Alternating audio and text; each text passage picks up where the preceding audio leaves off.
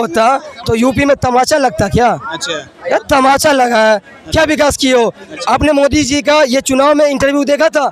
नहीं, इंडिया गठबंधन वाले ने अपनी बात रखे थे कि हम सरकार बना रहे हैं, तो अब ये लोग इधर नहीं आए तो चलो उसकी सरकार बनाएंगे, लेकिन हमारा विपक्ष मजबूत है। आप इतनी आज़ादी से सरकार नहीं चला सकते हैं, और जिस देश का विपक्ष मजबूत होता है उस देश का डेवलप होता है, ये हमेशा याद रख लीजिएगा। अगर इस देश की जनता किसी एक सत्ता को फुल बहुमत दे देती है तो वो तानाशाह में बदल जाती है। तो इस विपक्ष का मजबूत होना देश के लिए बहुत फायदेमंद है। आपको क्या लग रहा है इस बार पूर्ण बहुमत ना इंडिया की है ना फिर इंडिया अलायंस की है, आपको क्या लग रहा है कौन प्रधानमंत्री बनेगा?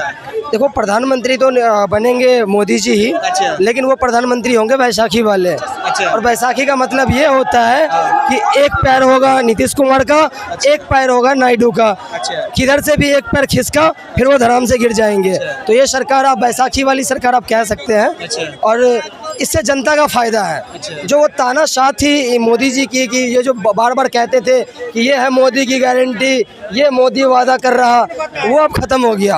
अब इनकी ये मजाल नहीं है कि किसी भी मंच पे आकर के ये कह दे कि ये मोदी गारंटी दे के जा रहा। अब कोई भी बिल पास होगा तो वो नायडू और नीतीश कुमार के इशारे से पास होगा। इनकी मजाल नहीं है जो उनकी इजाज़त के बगैर कोई बिल पास कर दे। तो आपको क्या लग रहा है कि ये गठबंधन की सरकार नहीं चल सकती 5 साल? नहीं, बैसाखी की सरकार ज़्यादा दिन नहीं चलती, आपको पता होना चाहिए। एक पैर आपका बीमार रहेगा, आप बीमार रहोगे शरीर के अंदर से, तो आप कितना दिन जिंदगी जियोगे?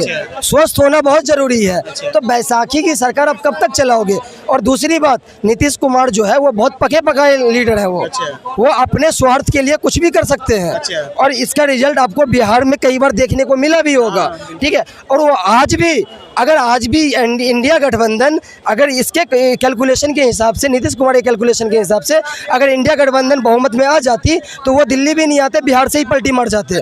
लेकिन उन्होंने जो कैलकुलेशन किया, यहाँ से भी इंडिया गठबंधन की बहुमत नहीं हो रही थी, इस वजह से वो मजबूरी में जा करके इंडिया गठबंधन को समर्थन कर रहे हैं। और कोई बात नहीं है, और हो ना हो, जिस दिन नायडू का जो मांग होगा वो अगर ये पीएम मोदी अगर पूरा नहीं करेंगे, नीतीश कुमार के डिमांड को पूरा नहीं करेंगे, तो ये दोनों पलटी मारेंगे, उस दिन सरकार इनकी गिर जाएगी। तो क्या ये कह रहे हैं कि हमें रेल मंत्री बनाने के लिए तो क्या देना पड़ेगा, इनकी मजबूरी है।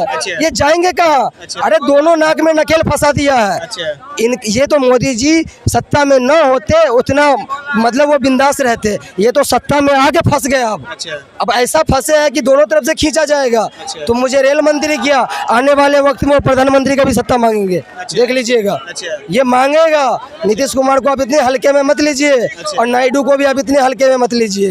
वो एक चीज का बदला लेगा, वो एक चीज का बदला इसी में ले लेगा, क्योंकि अगली बार इसको मौका मिलने वाला नहीं है। सारा बदला ले लेगा वो यहीं, बिल्कुल। तो क्या इंडिया गठबंधन वाले कह रहे हैं कि हम अपनी सरकार बना रहे हैं? नहीं, अगर जिस देश का विपक्ष मजबूत होगा वो आम नागरिकों के लिए वो फायदेमंद साबित होगा, और हमारा देश मजबूत होगा, बिल्कुल मजबूत होगा। जैसे कि बीजेपी इतना विकास किया, विकास करने के बाद में फिर भी यूपी से बीजेपी की इतनी सीटें कमाई। आपको लगता है विकास किया? अगर विकास किया, एक तो कभी इंटरव्यू देते नहीं थे, इस बार तो इतना इंटरव्यू दिए। एक भी इंटरव्यू में मुझे ये दिखा दो कि वो इंटरव्यू में ये बोले होंगे कि हम युवाओं को जो रोजगार नहीं दिए वो रोजगार की बात किए होंगे, विकास की बात किए होंगे, महंगाई पे बात किए होंगे, बेरोजगारी पे बात किए होंगे। एक बार भी किए? अगर आप विकास किए होते तो मुद्दा में ये सारी चीज को लेके आते। आप क्या लेके आते थे? मंगलसूत्र, भैंस, गाय, मंदिर, मस्जिद, पाकिस्तान। मतलब ये क्या है भाई? तुम देश के प्रधानमंत्री हो, तुम देश के प्रधानमंत्री हो, तुम इस चीज से तो अपने इस मुद्दे को लाके तुम लड़ना चाहते हो। अगर आप विकास किए, आप बोलते हो कि विकास के साथ ये देश है, तो अगर आप विकास किए होते तो यूपी और जो बिहार जो गरीब तबके के स्टेट हैं, जो निचले स्तर के स्टेट हैं, वहाँ आपको पता चलेगा बेरोजगारी का, क्योंकि वहाँ जनसंख्या ज़्यादा होती है, वहाँ युवा ज़्यादा है।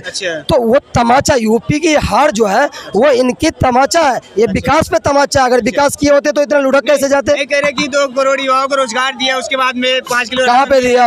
राशन दे रहे हैं। कहाँ पे दिया? राशन देके क्या युवाओं को भिखारी बना रहे हैं? वो 5 किलो में राशन नहीं चाहिए, कोई भी गवर्नमेंट हो, हमें उससे ये लालसा नहीं है, चाहे बीजेपी हो, कांग्रेस हो, आम आदमी हो, कि हमें 5 किलो राशन दे, हमें वो इस लायक बनाया कि हम 5 की जगह आगे जीरो लगा के 50 किलो कमा के खाएं। अच्छा। हमें भिखारी नहीं बनना है। नहीं तो क्या बीजेपी का कहना है तो 2 करोड़ युवाओं को रोजगार दिया। बीजेपी तो 15 लाख उसके 15 लाख रुपए खाते में आएंगे भी बोला था। रोजगार दिया कहाँ? 100 स्मार्ट सिटी बनेगा ये भी बोला था। 2 करोड़ नौकरी आएगी भी बोला था। कुछ हुआ? एक इंफ्रास्ट्रक्चर को हटा दो, बाकी कहाँ काम किया है? अच्छा। धरातल पे कुछ काम किया है? बस हिंदू मुस्लिम बस यही काम है और कोई काम नहीं है। जातिवाद करती है बीजेपी। बस है ही है।